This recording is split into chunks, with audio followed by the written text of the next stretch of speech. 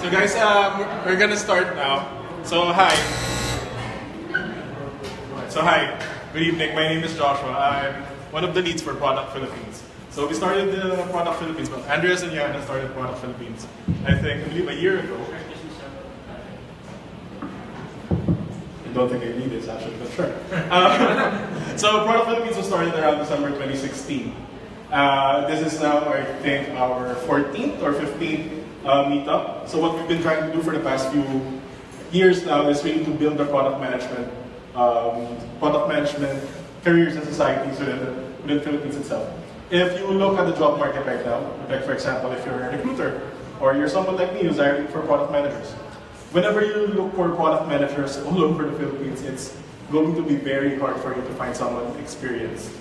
It's even going to be very hard for you to find someone who has an idea of what product management is. So that's why we started the Product Philippines organization. And that's also why we've been doing these talks. Over the past 2 months, what we've been doing, this quarter at least, what we've been doing this year is that we're creating a series of talks that are all aimed to building the product management careers for different people who want to get started with product management. So last January, we started with the topic of how to build the right thing. And so some of you might have attended it. We just posted the blog recap this morning.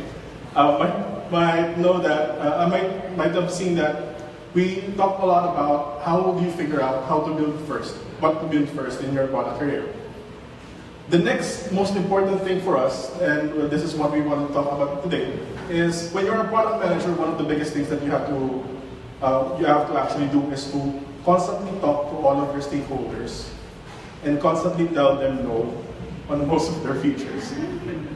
Because the truth is, everyone has great ideas. It's great for them, maybe it's great for everyone in the world. But what matters really is the execution, and execution is based on resources. So as a product manager, one of the biggest things that you do is that you handle the resources of the company in terms of development. And you're the main filter on what gets built and what gets not built. So here for us to talk today is Oracle Netsuite's Jan Pabellon, one of the most experienced product managers I know. He's going to do his own intro later.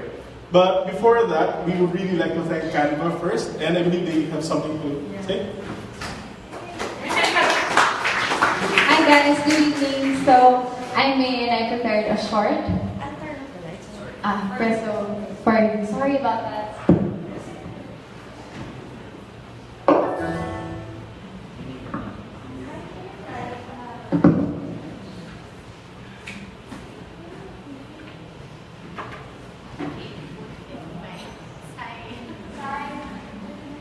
How long have you been here? And Canva's in Alright, hi guys, so I'm May. I'm from the talent acquisition team here in Canva. So Canva in Manila started way back in 2013. Wow. 2014 in Manila. But we officially launched globally in 2013. So who here has ever heard of Canva prior to this event? Yes. But have you ever used Canva? Yes, awesome. Alright, so as you all know, we are an Australian tech company, so we're an online design company, and we officially launched in August 2013. And then a year after, they decided to open up a Manila office. So in August 2014, we kicked off Canva with just 8 people. Tin was part of that. She's a pioneer of Canva Manila. And then fast forward to today, we have over 90 full-time employees in counting. So I joined in 2015. So a lot has happened and a lot has changed. So what is our main mission or vision? It's really to empower the entire world to design. So I'm not a designer, but through Canva, I was able to create this presentation. So our story, I won't go through the whole thing, but as I mentioned, our founders, Mel and Cliff, they had the idea when they were back in uni because they saw the gap that a lot of students were having a difficult time in designing and creating beautiful designs. So that's where the idea started. And originally, they had their first company. It's called Fusion Books. So Fusion Books was mostly catering to the academe. So it was mostly doing yearbooks.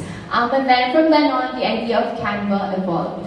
So we also have Guy Kawasaki as our chief evangelist. So from time to time, he goes to the city office and pitches, gives idea, and then he blogs about Canva, tweets about Canva. So Guy Kawasaki. So I think we're doing pretty well. So we have over 10 million users across the globe. We are present in 190 countries. We've actually been localized as well into 40, actually 100 plus different languages. Yeah, so I think, and it's just getting started. So, and just recently we have reached unicorn status. So it's actually our most successful funding round announcement. And with this kind of support and with this kind of like growth, we're definitely on the lookout in growing our team and definitely on the way to empowering like a lot of people to design. So why Canva? So what's the thing about Canva? So number one, food. The way to every Filipino's heart. So we have free breakfast and free lunch. So we have chefs here. Shout out to Tezzy, Argel, and also to Cyril who prepared food for us and food for us every day. So we have that. We also have company trips. Fortunately, when I joined in 2015, we had like a trip to El Nido. So the team in Sydney and the team in Manila all went to Palawan. So that was awesome.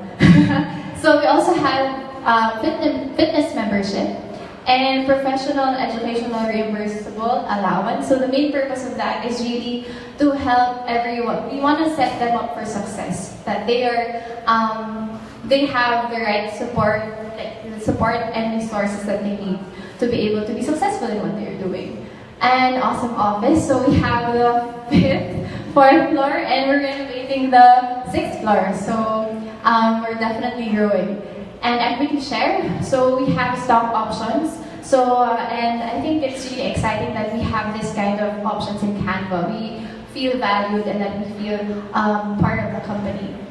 So yeah, so those are like the things that are really exciting about Canva, but definitely what's great is we're revolutionizing design. So I think the product is really what hooks everyone up to join Canva. So, just wanted to give you like an overview of Canva's values, and it actually points out to why we have or we support these kinds of events. So one of the crazy values that we have is set crazy big goals and make them happen. So we want to set up goals every quarter. So we have season openers. So we want, and it's across the company. Also, we want to make complex things simple. So that's one of the things that we do in Canva. The easier, the better. And pursue excellence. So we ensure that when we do something, we do our best. And be a good human. Be a force for good. That's why we give back to people. We do medical missions, and a lot more across Sydney and Manila. So those are the things that we do, and we empower others. So that's why we do these events. We support people and provide the avenue and resources for them to share ideas or have an avenue to build things and grow. So these are like the main core values of Canva. And that's it. And we're just getting started. So if you're curious or if you want to refer people to Canva, just drop by our careers page. So I'm more than happy to interview them and screen them. So yeah, that's it. Have a good night, guys. Thank you. Who here has built an onboarding sequence? Like a way to sign up? Has anyone done that before? Well, one. I've done it a couple of times. So, in our company, the biggest thing that they tell us is if you're going to build an onboarding sequence, open Canva, because they built a really, really good onboarding sequence where it gets you to sign up and then create your first graphics in like 2 or 3 minutes. Like it's like one of the really up there in terms of UX, in terms of onboarding. So anyway, Canva is a fantastic product. And I believe when they built that particular product, it required a lot of very, very focused people. So today, for this particular talk, what we're going to be talking about really is how to gain focus by saying no to your stakeholders. So, there. So Jan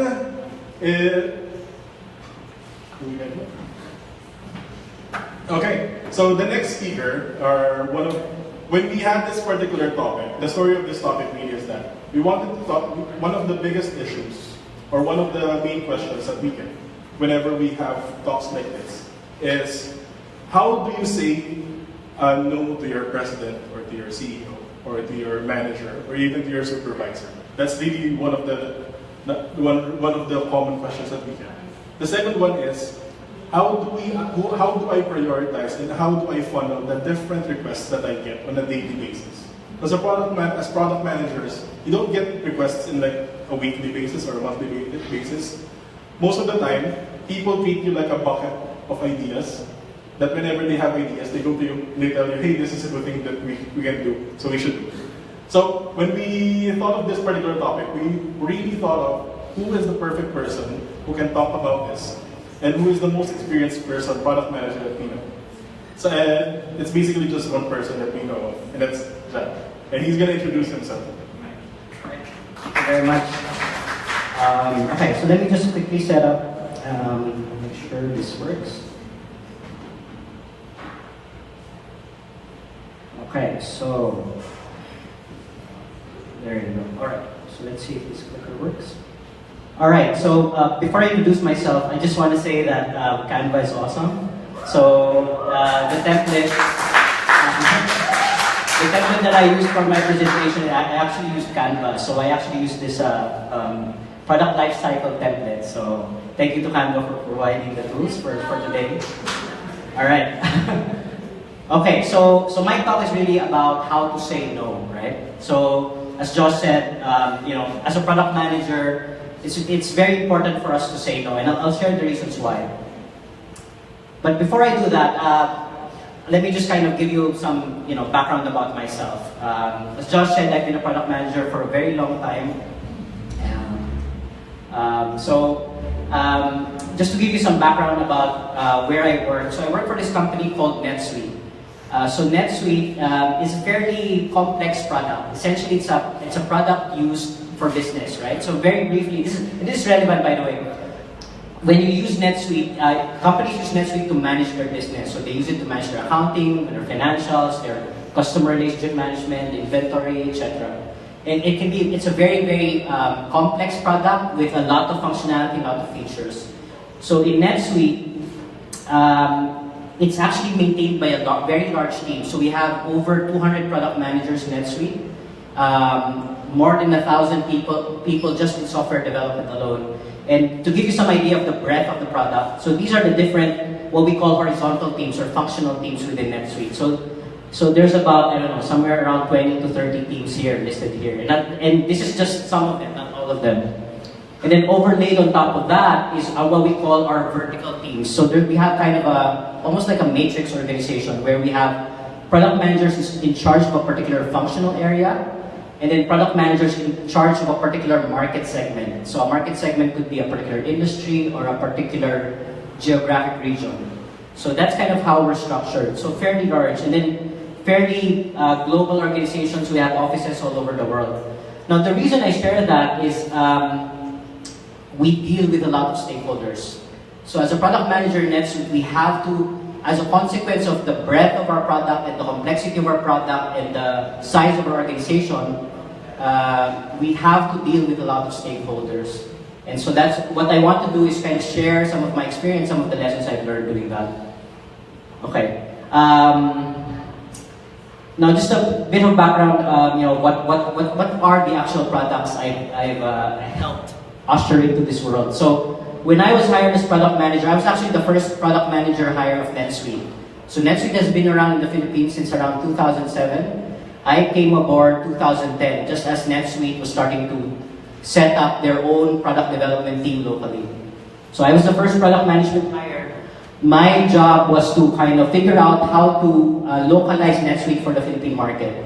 And because Netsuite is a complex product, we had to make sure that it meets the local regulatory requirements or local expectations of our users. So typically our users are business users, so people like accountants, CEOs, CFOs, so people like that. So we had to make sure that it would meet the requirements of those kinds of people and local companies. So the first product that I launched, or that I kind of led, was the launch of Netsuite for the Philippines. So this was like a big deal back in 2010. As a team, we were very proud of this. This was like our debut moment, if you will. And then over the years, I kind of helped usher and help Netsuite kind of develop more products, not only for the Philippines but across the region as well. So one of the things I've done for Netsuite is kind of help it localize it for various markets like Singapore, Hong Kong, China, Japan, and so on. So we've done a lot of, some of these projects are like developing new product integrations for Netsuite. Some of them are like enhancing existing functionality, or some of them really launching new features for Netsuite to cater to the unique needs of our users in the region. So that's kind of what I do. Okay, so along the way, I've had to say no to a lot of people, so including my boss. Although sometimes I'm not successful, but I try. And you might be wondering, what's so hard about saying no, right? It's just one word, 2 letters. What's the big deal, right? But the thing about no is it can be it can be fraught with emotion, especially when you're saying no to what we call the hippos, right? The highest paid person in the room. Especially if you report to that person, or if that person owns the company, right? So that can be very difficult. But it's really, really necessary, and I'll share with you the reason why. And to do that, to best show you the reason why, I want to kind of show a short video first. So this is I don't know, have you seen this movie, The Pentagon Wars? Has anyone seen this movie? Okay, no one? Okay, good. Okay, anyone? No? Okay. So The Pentagon Wars, this is like a movie that was shown on HBO in 1998. So it tells the story of, it's based on a book by Colonel James G. Burton. So this guy here, Cary Elwes. So it documents like this project in the Pentagon, which is the development of the M2 Bradley fighting vehicle, which took almost 17 years at the cost of like $14 billion. So it went over budget and over time. And to show you the reason why, I'll share with you the video. But before I do that, I want you to focus on these 3 characters, right? So there's this guy played by this actor, Richard Schiff. He's playing Colonel Robert Smith. He's kind of the product manager in the short clip. J.C. McKenzie, the actor, he plays a guy named Jones, which is like the developer or the engineer. And then Cary Elwes, who's the main actor, he's kind of like the auditor. He's the guy playing Colonel James Burton, who was the author of the book. So he's kind of like auditing what happened. Why did the project go over budget? Okay? So, all right. This one. We have met that objective and then some. The Bradley Armored Personnel Carrier will bring troops to a combat zone swiftly, efficiently, and safely. It will hold 11 men, plus a driver, and features a 20mm cannon, which will provide ample firepower and at the same time flexibility. Lightly armored, speedy, and solidly engineered, our troops will be arriving at the battlefield in the very finest American technology has to offer. And at $1.5 million per, a real bargain. Nice work, Colonel. Outstanding. Damn impressive. In other words, it was designed to be a big taxi cab, drive guys to the battlefield and go back home. But how did it end up with a turret on top of it?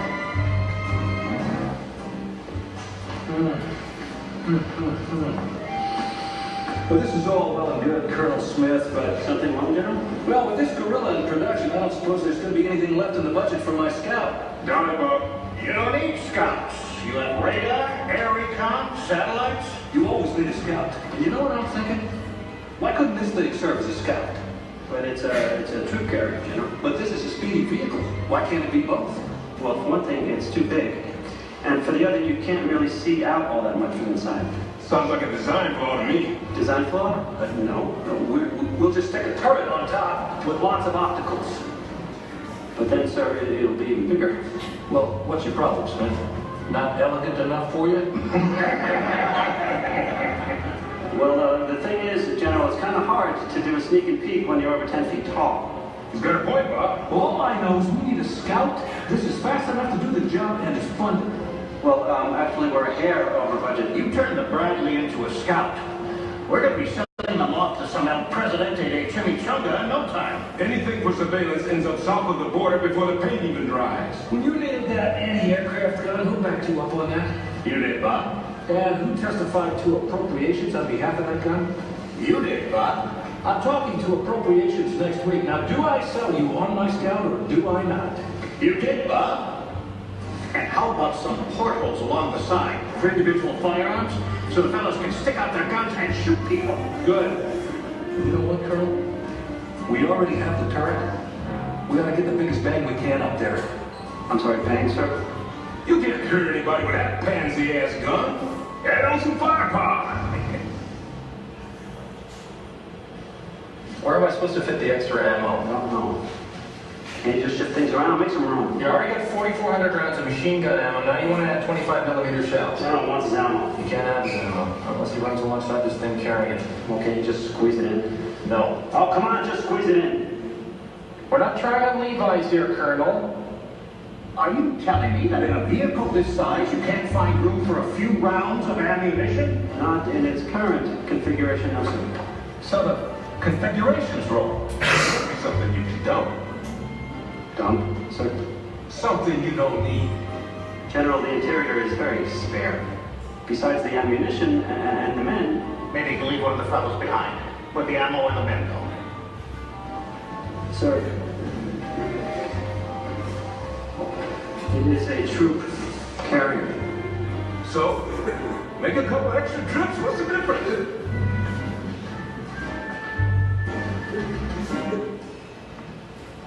They want a transport that doesn't carry men, and a scout that's got a cannon as big as a tank's on it. And portholes. Oh, great! Portholes. So the guys can shoot out whatever they can't hit with their cannon. You don't have to buy the damn thing, Jones. Just draw it.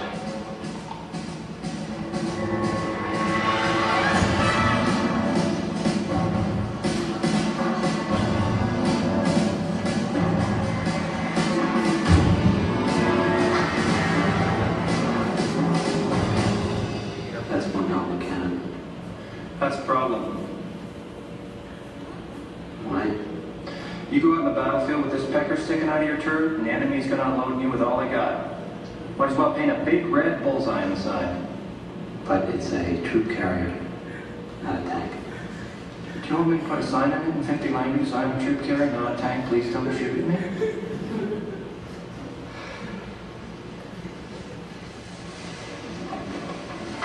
This was going to be so beautiful. That's good work, Smith. Looks perfect to me. Thank you, sir. Thing is, Yes, General? looks a little like a tank with that cannon on top. Probably gonna draw more fire. Actually, sir, that has come to our attention. We know it's not a tank, but we'll be undecided. I guess we could always stick in the armor, toughen up the hide a bit. Colonel Smith, could you explain why you put those portholes there? Yes, sir. As per your request, so the men could shoot out at the enemy. You're joking, aren't you? Besides, portholes? What are we in now, the Navy? Say, you think you could make this thing amphibious? You know, get the troops across a river? No, sir. No. Amphibious? The Bradley's supposed to swim? In theory, at least. Amphibious troop carrier / scout / tank. Couple more months, I bet they can get this thing to fly. What's this in the margin? Please help me. I am losing my mind. RLS.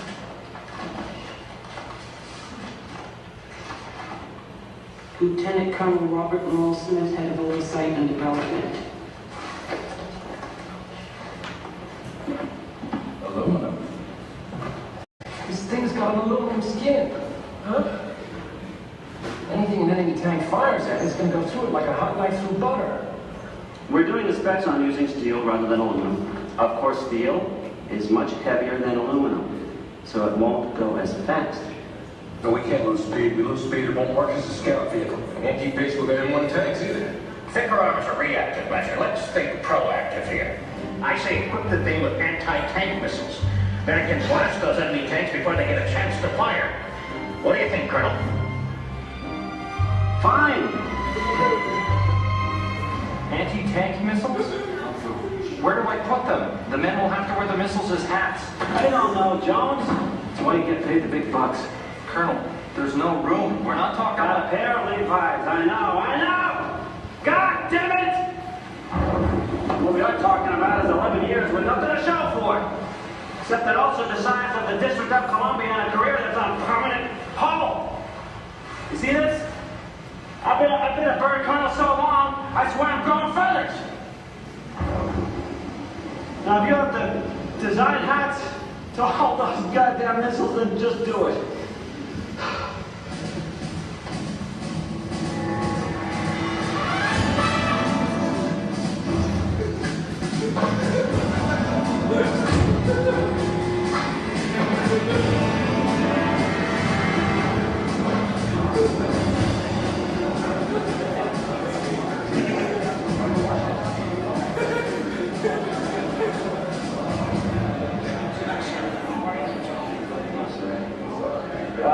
Ladies and gentlemen, if I can have your attention, please.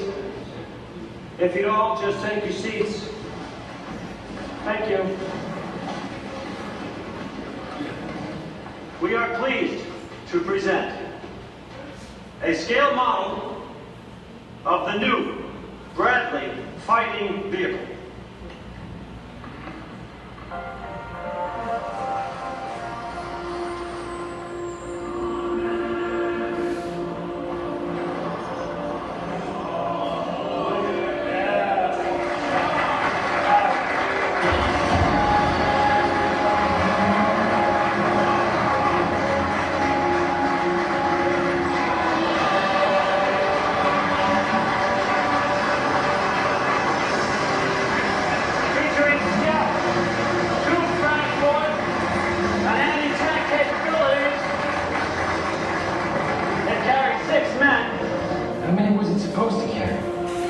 Bradley is outfitted with the most sophisticated surveillance equipment ever developed. It is also equipped with a rapid-fire cannon and an anti-tank rocket launcher. Which means it's loaded with 1,500 shells and 10-tow anti-tank missiles. So in summation, gentlemen, what you have before you is a troop transport that can't carry troops, a reconnaissance vehicle that's too conspicuous to do reconnaissance, and a quasi-tank that has less armor than a snowblower. God has enough ammo to take out half of DC. Fantastic. Incredible. Alright. Who can relate? Because I tell you, I can relate. So a year ago, our company was actually acquired by Oracle.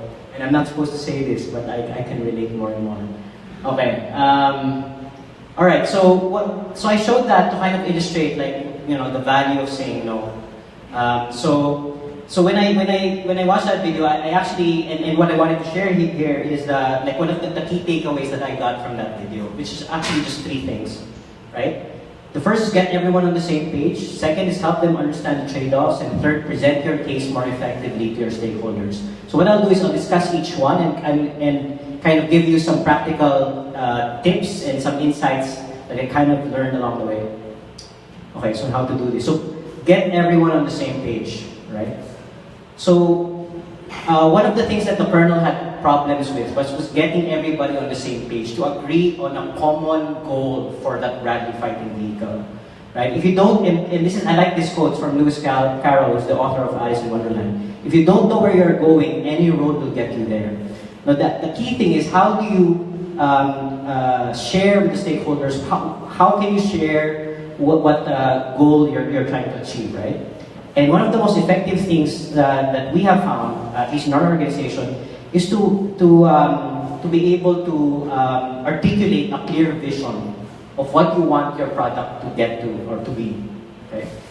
So these are some examples of like really good products which had like a guiding vision to kind of drive them. So these are both from Apple. These are both very famous examples. So when Steve Jobs, when he was interviewed somewhere around the 1980s, when an interviewer asked him, what was the vision behind the development of the Mac or the Apple personal computer?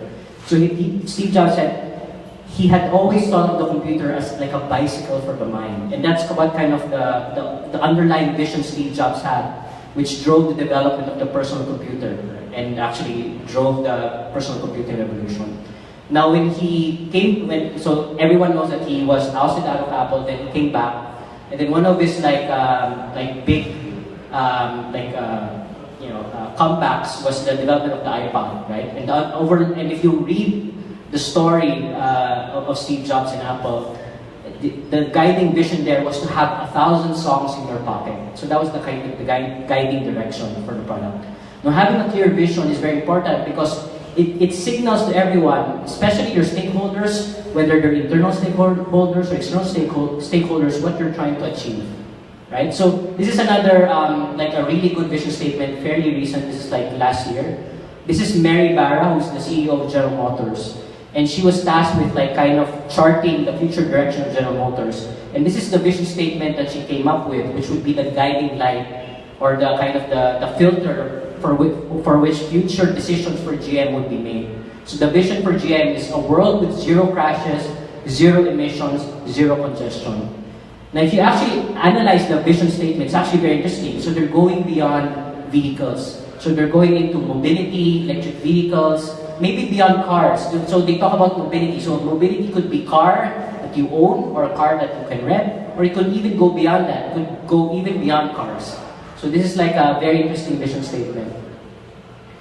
Now, in our organization, what I found which was really effective as we grew, one of the things that our founder had asked all of the product managers to do, all of the product leaders, is to articulate their own vision statement for their particular team or for their particular product area. So in my particular team, we're part of what we call the PM International, or the International Product Management Organization. And this is actually, I pulled up this slide. This was the draft of the vision statement that we had presented to our founders and chairman at the time, which would be the guiding vision statement for all our future product development efforts within our team. So our team is in charge of localization. So this was like the vision statement that we came up with, and this was the rationale explaining our vision statement. And so what I encourage you is to kind of have something like that, so that when you inundated with requests or things that your CEO or other stakeholders want you to do, go back to the vision statement and kind of filter those requests versus what your future vision for your product is. Okay. Now, what other tool that we found was also very useful is to kind of link that vision statement with your strategy to act as a filter for what things to say no to. So, for example, part of what we did recently was like kind of develop a roadmap for market entry for our company. So I kind of changed the data a little bit.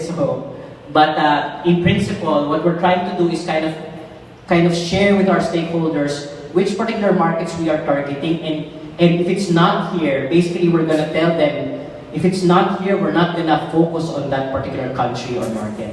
So with something like this, like a clear roadmap, everyone has a clear idea of what they're trying to do, and this kind of says no for you. Instead of you telling to your stakeholder no, if you show them this, then they kind of it'll automatically kind of communicate that in many cases. Now this is something also an example of product roadmap. This time more like functional. This is like obviously I changed this, but this is something we do a lot within our organization, where we present a product roadmap to our stakeholders to give them a sense of what our strategy is and where we're trying to get to, and basically communicate that if it's not here, then it's not a focus. It's not something that we will do. So it's only these things that we will focus on. And if you see here, this is your like standard roadmap slide. You can kind of Google this, and a lot of them are kind of similar. So basically, we break down several ideas or features to several areas, and then we divide them. We give our stakeholders an idea of when we will get them out, when we will release them, and we kind of group each release by a particular theme. So for example, by release 13, we're going to focus on iOS, and then by the release after that, we're going to focus on Android. So there's a release team that's kind of giving guidance to our stakeholders where we will invest. So if, for example, if somebody asks us, oh, you should develop for the BlackBerry, well, we're going to say no, because that's not an area of focus. It's not here. It's not in our main strategic themes. Right? So that's also a useful tool that we found. Now, some companies go beyond that. They actually kind of, to illustrate the vision, they actually go out and create these fancy videos. So this is a video from Corning where they wanted to share with their customers, with their internal staff, where they want to take the company. So this is like a vision video of future products for Corning. And I found a lot of other software companies do this as well very effectively. So I know like if you Google like Microsoft, they have this vision video as well of where they want to take their products 10 years from now. And we found, and as you can see here, it inspires people, right? It's a nice way of painting a future vision and then kind of signaling what things are we going to focus on in the future and what things we aren't going to focus on, right? So this is really, now obviously not all companies can do this. It's very expensive to produce a video like this. So let me just share with you what we do. So prior to acquisition, our company is fairly small, so we didn't have a fancy budget to create these like fancy vision videos. So what we do have is like user events, customer events, and what we do there, because we're inundated with requests coming from our customers, we share with our customer base the roadmap, right? And then we paint a picture of where we want to take the product in a couple of years. So back in a couple of years ago, so this is 2014, so this is like very old, but I share this because it illustrates the point, right? What we do in our customer events is kind of share this direction of where we want to take the product. So this is something that you can do, right? Even with a small budget. So this was developed using basically slideware, PowerPoint, and just animating it and kind of painting a picture of where we want to take the user interface. Because we were being inundated with with feedback and saying, oh, can't you add this to the product? Can't you do this? Can't you enhance this particular area? Can't you do this so it's more useful and more easy to navigate through, etc. And so what we did was, okay, this is where we want, we've listened to your feedback, this is where we want to go. This illustrates of, future direction as far as our user interface. If you see it here, then this is something we're gonna do. If not, this is something that we will defer. Okay, so that's something we did. Okay. And then something also very useful, and again, these are like practical tools you can employ and take with you in your own companies, is to have a clear idea of who you're building the product for. So this is a slide we started using a couple of years ago, where product managers, when we present a roadmap, we have to present first the particular market segment we are going after, right? So in this particular case, this kind of illustrates, okay, so as a company, these are the 4 dimensions of our segmentation, right? We're looking at which particular industries we're going to target. What? It's a bit hard to read. The slides, so can you just read? Sure, okay, no problem. So these are really 4 dimensions, right? So we're looking at what particular industries we're targeting, the size of the business, and then on the lower left, what particular market geography, and lower right, what are the competitors we are kind of competing with, we're paying attention to.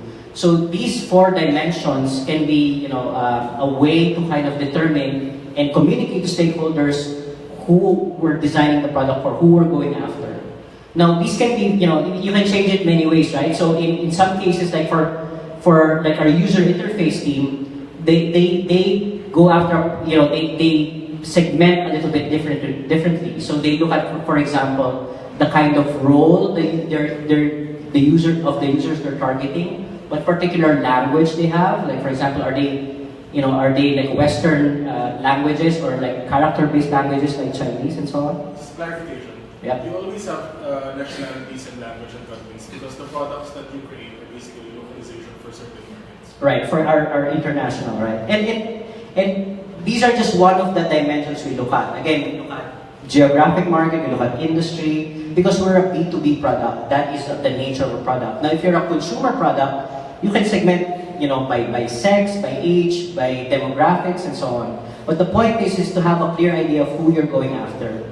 And if it's not in this, we have what we call our parang heat map, or kind of our main target. So the things that you see in the center are our main target or areas of focus. So for example, in terms of device, we're saying here we're going to focus on the iPhone and the Android phone.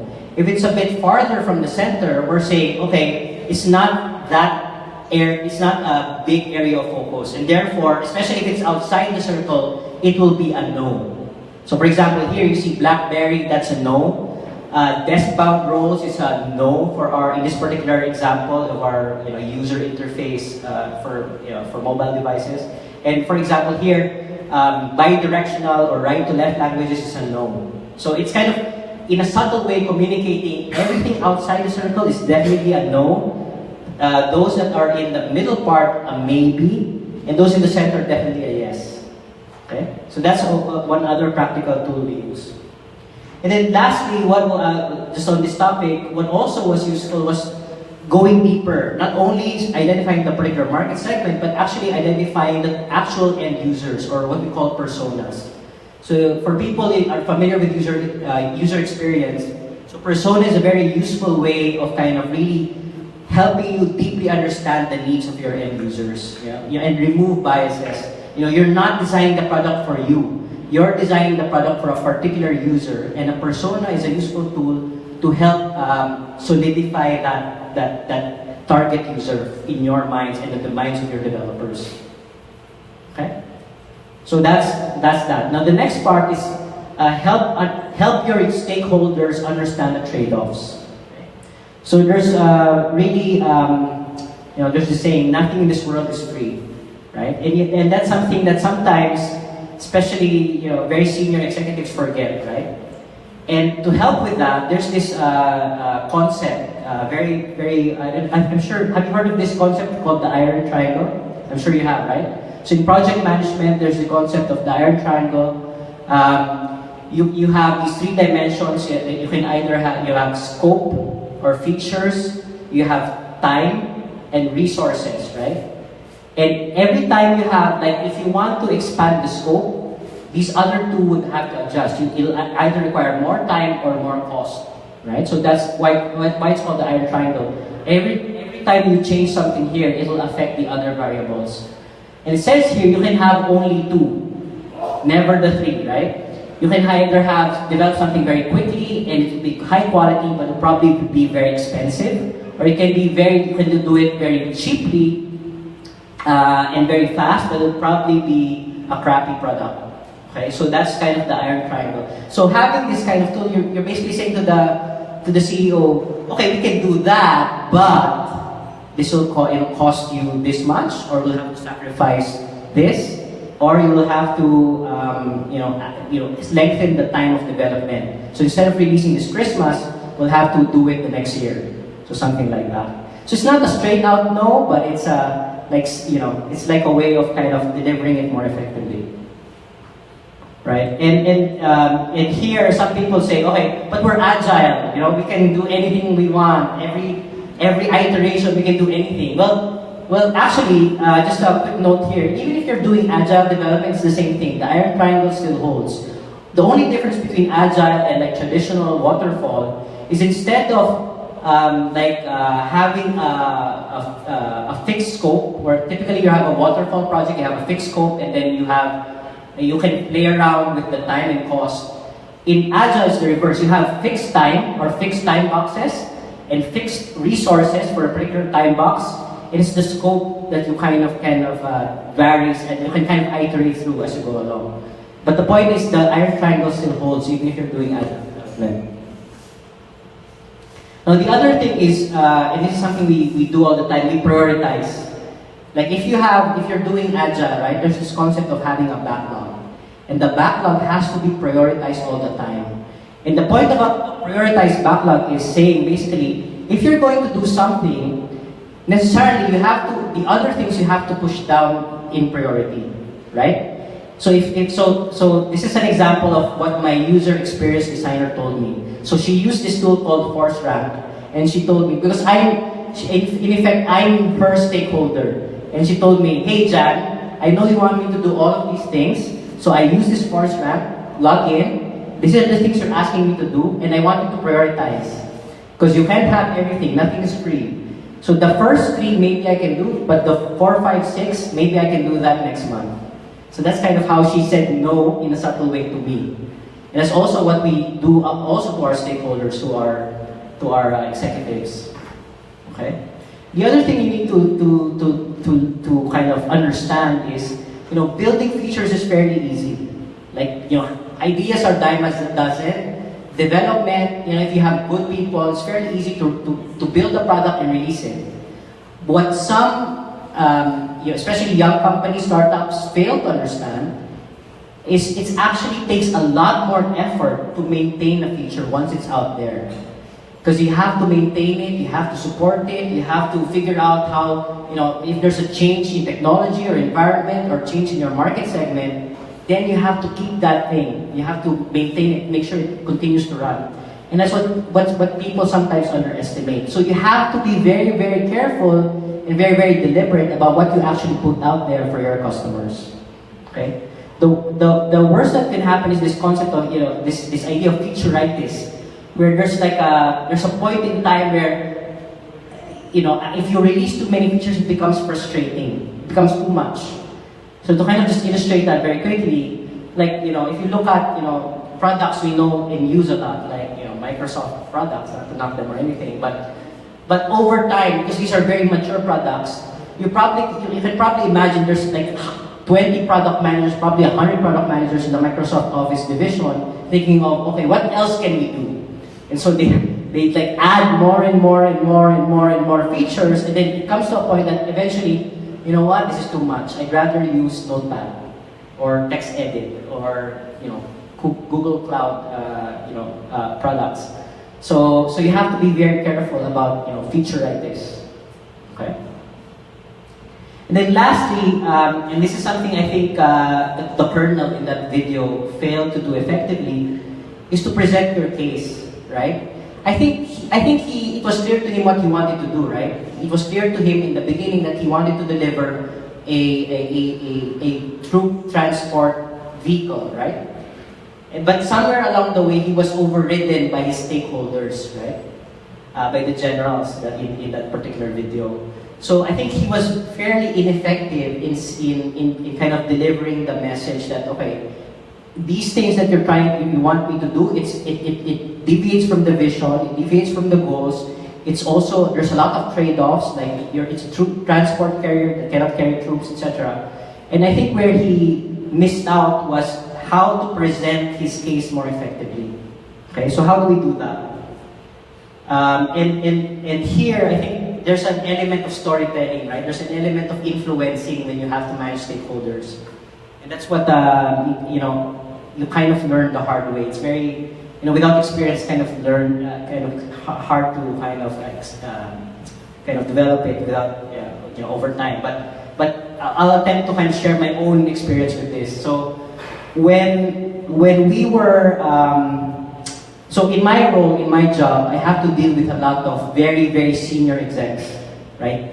People who lead sales in, let's say, in a particular, like in Australia, or somebody who leads sales in China. So these are very, very senior people, very experienced people. And they're constantly telling me, Jan, the product is not ready. You have to deliver this for China. You have to deliver this for Japan. You have to deliver this for Cambodia, or whatever. Okay. So one of the things that,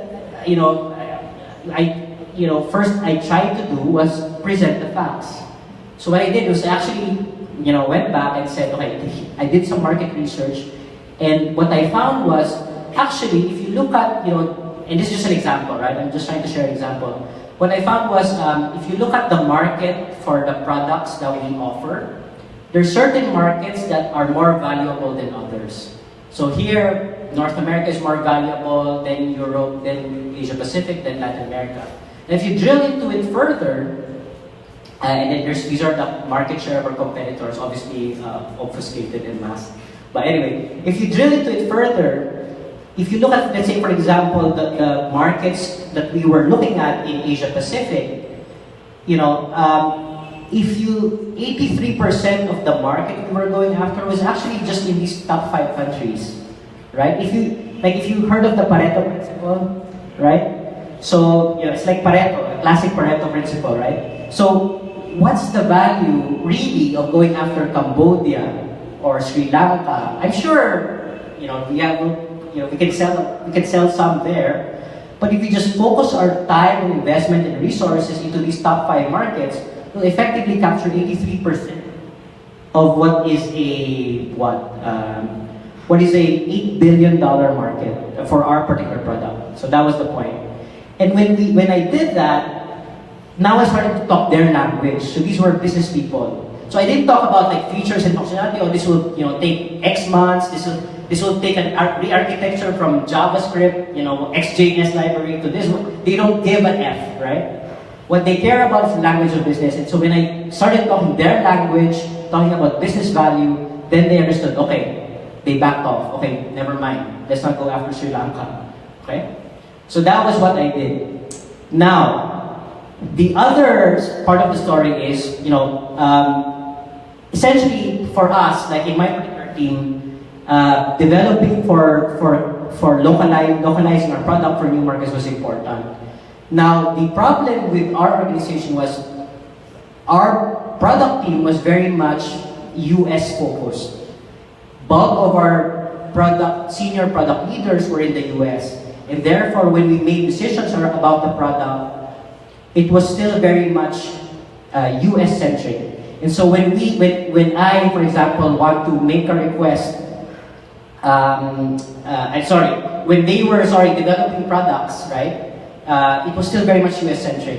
And what we wanted to tell them was, you know what, you should stop. No, don't build these features anymore, because actually in our phase of growth, in our phase of our strategy, we have to focus more on new markets and no longer the US. So we had to tell them no. And so what we did was, we presented a story, right? So this is our worldview. So in our organization, in our product development organization, our worldview is still the US at the center, right? But if you actually talk to our Japanese customers, well, guess what? Japan is at the center of the world.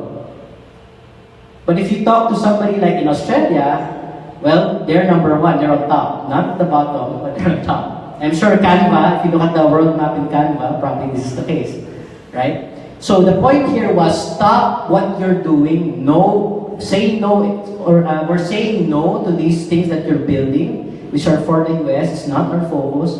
We should start looking at places like Australia and Japan, because that's where our growth is. So that's how we kind of communicated that. So we told the story, a case. Now, when all else fails, this is what I resort to. So this is WIIFM. Have you heard of this? Has anyone heard of this? Okay, so basically, when all else fails, I tell my stakeholders to listen to their favorite radio station, their favorite radio station. That station is WIIFM. So does anyone know what that means? What's in it for me, right? So when all else fails, I tell them, you know what? Let's not do this, because if this fails, it will bite you in your behind, right? And when that happens, it's your ego, your stature in the company on the line, right? So that's kind of, and when all else fails, this is like the last card I draw, right? To say no. More often than not, it works. Okay, but this is a last resort. I don't resort to this all the time. So so to kind of sum up, right? And I think I'm good, right? Okay. So to kind of sum up, so these are the strategies I kind of employ, right? So first is get everyone on the same page, right? first articulate a clear vision, like have a vision statement, have a clear set of goals for where you want to take the product. Link it with your strategy, right? If it's not a strategic objective, if it's like gold plating, like you've heard of that term, right? Gold plating, yung mga nice to haves but not essential. Defer it. Sometimes you can just say, okay, you can say, okay, we're not gonna do it now, but we can maybe do it later, right? And also, lastly, get clear on who you are building the product for. If your stakeholders have a clear idea of who you're building the product for, then more often than not, they'll agree with you. They'll back off, and if you say no. And then next is, if that still doesn't work, help them understand the trade-off. So remember the iron triangle? Tell your stakeholders it can either be fast, cheap, or good, but you can only pick two, right? If we can do that, sure, but maybe we need more money, or we need more time, or we lessen the features that we want to release. Okay? And then balance the short term with the long term. This stuff that you want us to build, will it really matter in 5 years? Will it really increase customer engagement? Because there's a lot of cost to maintain this once it's out in the market. If it's not that valuable, then why do it? And then the other is like watch out for feature bloat. Like at a certain point in time, if it's too much, you're gonna frustrate your customers, your users, and that will be that'll be bad, right? That'll be bad for your product. That'll also be bad for the company once your customers start leaving you. And then finally, present your case effectively. Do your homework. Present the facts. Like more often than not, people are rational, and you can appeal to their rational side, to their logical side. Present the business value of of what it means to say no, right? If that doesn't work, tell a story, right? Change their frame of reference, right? Appeal to their emotions, right? That's another technique. And if all else fails, influence. try to disagree, but don't be disagreeable, right? Deliver the message in a nice way, but still with a firm message of no. All right, so before I end, I really like this quote, so I'll end with this. So Steve Jobs, again, very, very nice. If you haven't read the book about Steve Jobs, do read it, or watch the videos of his early interviews. But there was a point in time, somewhere around the late 90s, where Steve Jobs had just rejoined Apple, and one of the things that he had to do was to cut some of the products in Apple. And that's often a very, very difficult decision to make, especially for product managers, having to cut certain products. And he was talking to the press, and he was saying, okay, we're gonna cut maybe 3/4 of our product line, or more, right? And so this is what and there was somebody in the audience asked him, why is Apple doing this? And he said, this is what he said, people think focus means saying yes to the thing you've got to focus on. But that's not what it means at all. It means saying no to the 100 other good ideas that there are. You have to pick carefully. I'm actually as proud of the things we haven't done as the things I have done. Innovation is saying no to 1,000 things. All right. So really useful for us, really good insight for us, especially as product managers. So with that, I really want to thank you. So hopefully this was useful. Thank you very much. Okay, so I guess at this stage, actually I did see that video before, that movie. It's a really good movie. At this stage, we are open for questions for Jan. So, do you have any questions? Yes, sir.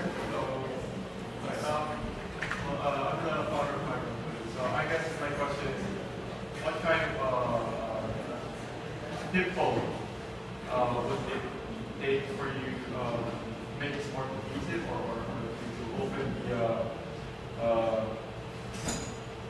feedback, kind of pitfall, the quality of the pitfall would open feedback to the project managers, subordinates, because sometimes the culture of Filipinos are, if it's a boss, then you just have to follow. What kind, or like, I guess my question is, what can the hippo do? So you're talking, so you're taking this like from the perspective of the hippo, because I guess you're the CEO, right? I guess you're the head guy, right? Does anyone raise your hands if you know what hippo means? Hippo, HIPPO. So can you clarify what the hippo? Yeah, that's the highest paid person in the room. So typically in an organization, right, the highest paid person in the room dominates the conversation. That's why it's a hippo, HIPPO. Highest paid person in the office. In the office, yeah. So that's what it means. And I think your situation is you're the hippo, I think, right? Is that the person? Right, yeah. Okay, so what kind of, if you were the hippo, what kind of, I guess the question is what should you be so that you can get this honest kind of feedback, and especially in a Filipino setting, I think that's what your question is, where we're very differential, there's like high power distance, especially for Filipinos, right? We're very differential to the boss. So in our experience, it helps to be, one, to recognize the culture, not only of the local environment, but also the culture of your particular organization, right? There are some organizations here that, although they've adopted the culture of their, typically the founder, if the founder is pretty open and encourages honest feedback, is very collegial, right? Yeah, he doesn't treat his people like they're lower, in status or whatever. So people can respond to that, and so when they see their boss being open and so on, they will start opening it up as well. So that's that. Now sometimes there are situations where, okay, you're new to the organization. You may not be able to kind of directly influence that or change the culture right away. So having mechanisms to let people give feedback, like for example, like in our organization we have our roadmap reviews, like where the product managers have to present the roadmap, and the whole point of that is to get, especially the product managers, to get them to communicate what their intention is, and use that as a mechanism to kind of drive conversation about whether this makes sense, this is the strategy we want to go after, these are the resources we have to commit to this. And then if needed, have the product managers say no to the stakeholders and say, okay, that's fine, but we shouldn't do that, and these are the reasons why. Right? So having that kind of mechanism could be a meeting, could be a regular update session, roadmap review. I think that's useful. Just to chime in, so the first thing that you have to understand is it's not going to take a day or a week or 2 weeks. It actually takes time. We did the exact same thing in my last company. Basically we wanted developers to give us a lot more feedback because they're the ones on the ground. They're the ones seeing what we're developing, and they know exactly if this will work and not work. So the first thing that we found was useful is it's basically allowing people to make mistakes. And I got this from my old CEO. What he does is that he gives his opposition to something, but it doesn't say that you cannot do that. He just says that, I think that might not work well, but go ahead and try that. And then if he's wrong, he's gonna actually tell the person that, hey, that actually went well, so congrats for that. But if it's not bad, he actually doesn't say that it's bad when it fails. He just says that, what can we do next afterwards? So that encouraged a lot of people to actually chime in. But it took time. It took 3 months, 4 months of us constantly doing it. The second thing that I actually read, which was like magic for me, is just basically phrasing the way you get suggestions. So one of the best things that I read in the recent years is, when you ask someone what your idea is, or what do you think of, if you phrase it that way, you actually don't get a lot of input. But when you approach a person and ask him, any type of person, you ask him, hey, I'm having problems in this. What do you think can be your advice to me in this? So when you phrase it in a way that you're asking for advice, you get the person to be more talkative. So I thought it was like bullshit before, but then I tried it in the office. It actually works. So those are maybe the things that. So do you have any other questions? Yes, sir. Follow-up question. What if I already said no to the stakeholders,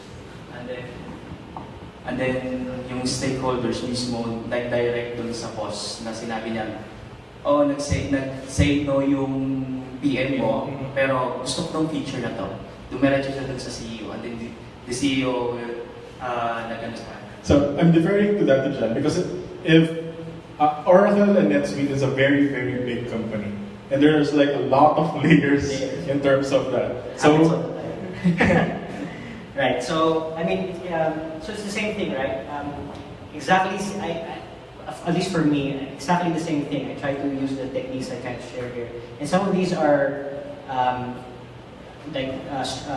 structure that the organization has also developed to kind of avoid that kind of situation. So the whole point of having a product manager is para there's somebody who's making these decisions, and if the CEO doesn't have the product manager's back, then it doesn't make sense to have a product manager in the first place. Then just put the CEO as a product manager. Kung kukontrahin ka lang yung mga decisions mo, right? But that's one. So the whole point of that structure, especially as your company, grows to a certain scale, you have to respect that structure, and your leadership has to respect that structure, right? The other is, if the stakeholders, sometimes it's just a communication problem, but more often than not, the stakeholders, they're rational people, right? Especially if they're executives, more often than not, they got to that level because they're pretty smart, pretty rational. And as long as you can communicate like the trade-offs, the vision, who you're designing it for, etc., typically they'll understand, and then they'll go off. And I really like what he said. And just to highlight that, your stakeholders or CEOs are actually very rational, and they get to that particular position because maybe they're smart, but at the very least, they have logic. So you have to be able to present your case in a very logical format. And at the same time, even when you're saying no, you have to also be very open to be saying no to. Right. So that's a trade-off. And sometimes, and just a quick parang follow-up, sometimes kasi what I found most, not necessarily product managers, but technical people in development, especially if they don't speak the language of business, that's where the disconnect happens. You're telling the stakeholder, oh, but if we do this, we have to do a refactor, we have to do a re-architecture, there's going to be this, the developer will going to be frustrated. They don't give an F, right? They don't give a, they're also trying to learn their language, the business value. What's the business value of this? What is the trade-off? By trade-off, you're looking at cost versus benefit. And if you can learn that, that'll go a long way. Okay, next question. Sure. Okay, regarding what you just mentioned about technical investments and technical debt. Hello? Okay, regarding those two aspects, that is something that those are the domains that the business people doesn't really appreciate. And then the reason why they keep on putting in more features is that they forget about the technical investments and debts that the team has to perform. Given that case, the first thing that they can, the cost is not as flexible as it sounds. And second is the resource capacity. The third thing is we could adjust the scope, but sometimes it could be something like a legal compliance feature. So that's something that is unyielding, perhaps, and also for in the case that, for example, there are features that they are focusing on the time of entry into the market. So how do you try to balance between, from your perspective, how do you balance between priorities? Because sometimes at the customer perspective, everything's high priority, and when everything's high priority, nothing's prioritized at all. So sometimes you try to force rank them, sometimes they cannot really appreciate ranking them, and they'll say everything's still important. So you're just making me line it up on your queue. Right. So there's what we do, and I found other organizations do this, is they like try to add like different dimensions to what important really means. So there's like in our case we have like filters, like is it urgent? Is it what are the three things? urgent, and is there like a high value or like creating a matrix of these different criteria? And what you can do is you can actually plot 2 dimensions, like is it highly urgent or highly important, high business impact or high business value, and then you can create like a 2x2 matrix, right? And kind of identify and then prioritize that way, so that everything that's high business value and highly urgent, like compliance, definitely they'll go on top of the queue. But something that's maybe not really urgent but important, you can invest in that and you have a longer time horizon. But something that's urgent but not necessarily important, you can maybe throw a little bit of, throw them some bone and do it on the side, do it quickly, but it doesn't have to be like you don't have to invest as much quality or effort into it. Right? So that's maybe one way. How many here work in startups, like actual startups? Just raise hands. Okay, so here's the thing to answer that and also to answer the question a while ago. In terms of the presentation of Jan a while ago, I really like that he started with vision, because that's really the most important thing that we need. So people in startups, and this is why I ask it, is when you're in a startup, the hierarchies are lower, meaning it's a lot more flat. You can go up to your CEO all the time.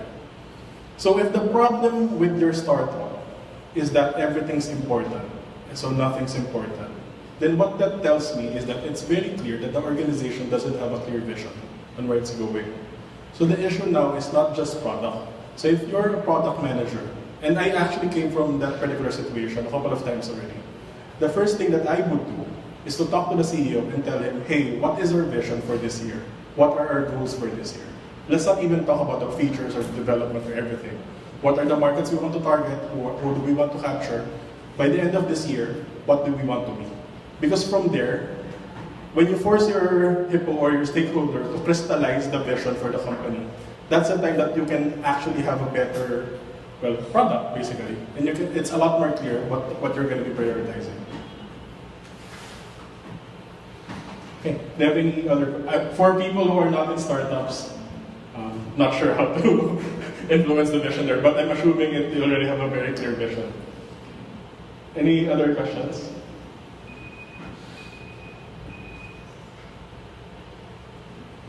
Okay, so I guess the next step that we're going to do is, so this is something that we do all the time with ProductPH, because we believe that whenever you go to meetups like this, it's not just because of the talk, but because also of the people that you meet within this particular meetups.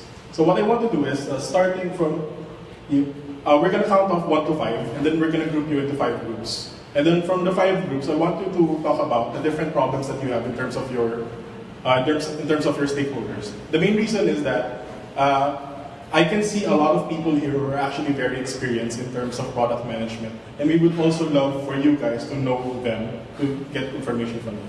So, 1, 2, 3.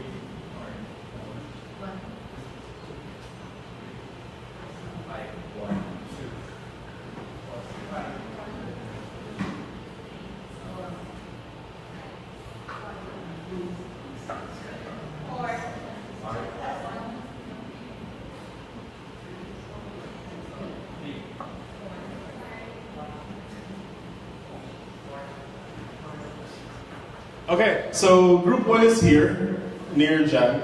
Group 2 is here. Group 3 is there in the middle. And then group 4 is here. Then group 5 is there at the back. So we're going to do this for 15 minutes. The main goal really is talk about the different issues that you have in terms of stakeholder management, and also introduce yourselves in the group.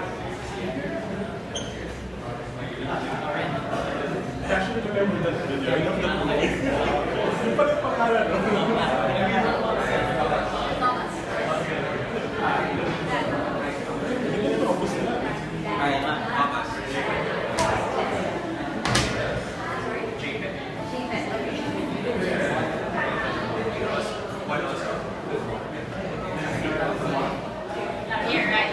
One's there.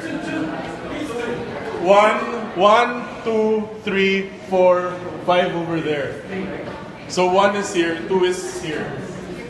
There's like 2 of them.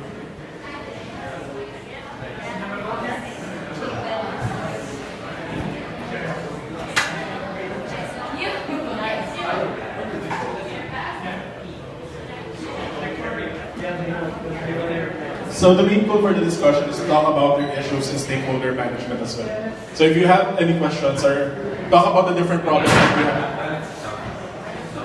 Talk about the different problems that you have or issues that you encounter when you're managing your depots and your stakeholders.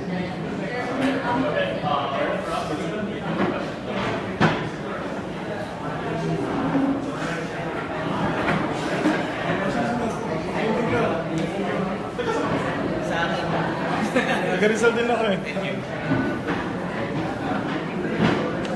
Saan naman siya nag-work? Saan naman siya nag-work? Sa may, parang audit firm. Audit firm. Sorry? Deloitte.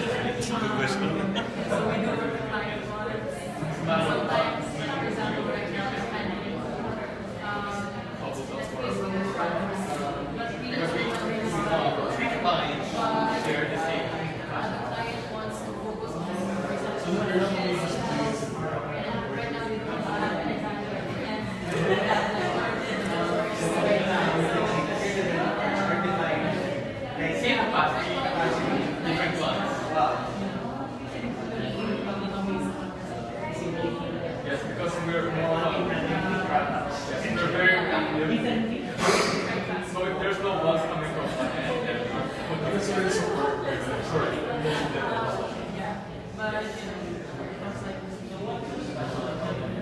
So it's stopped. You also handle it. No.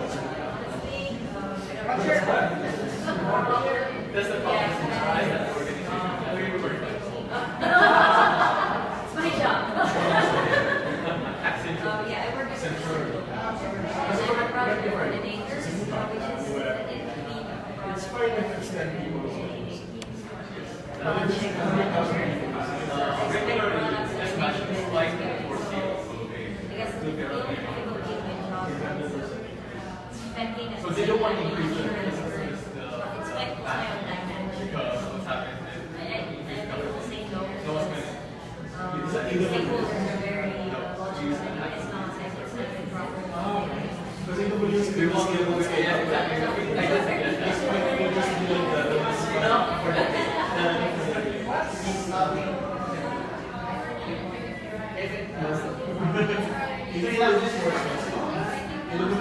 I did suggest that that's probably more of like a organization model. We can use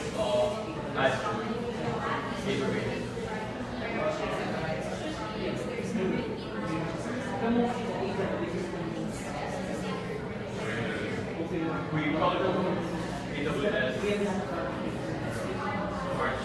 So if you're not super familiar with AWS, they have a feature where open building. So when it spikes, they're going to give you a lot more servers. It's not servers, it's right.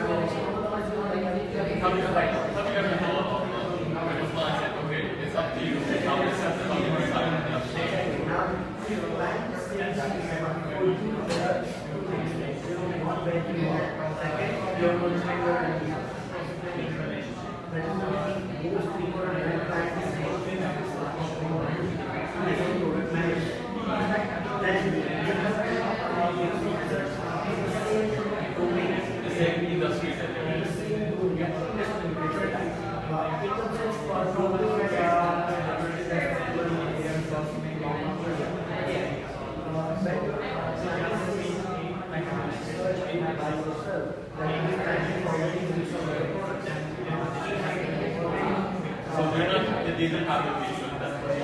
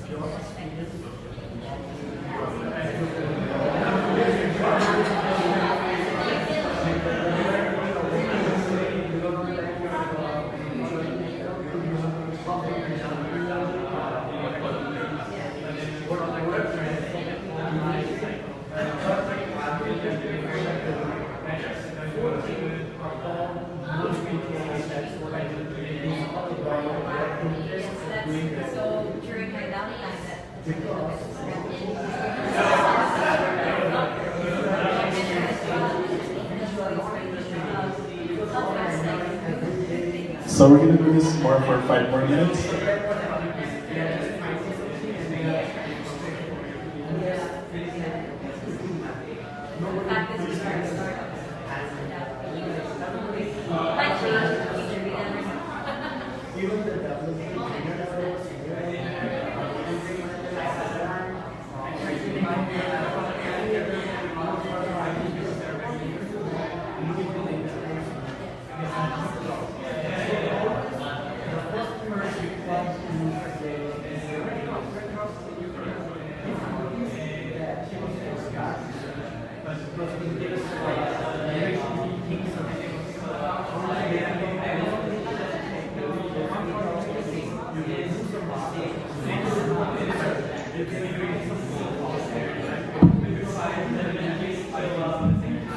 Hi guys, so we have 5 more minutes. Then after this 5 minutes, you need to appoint some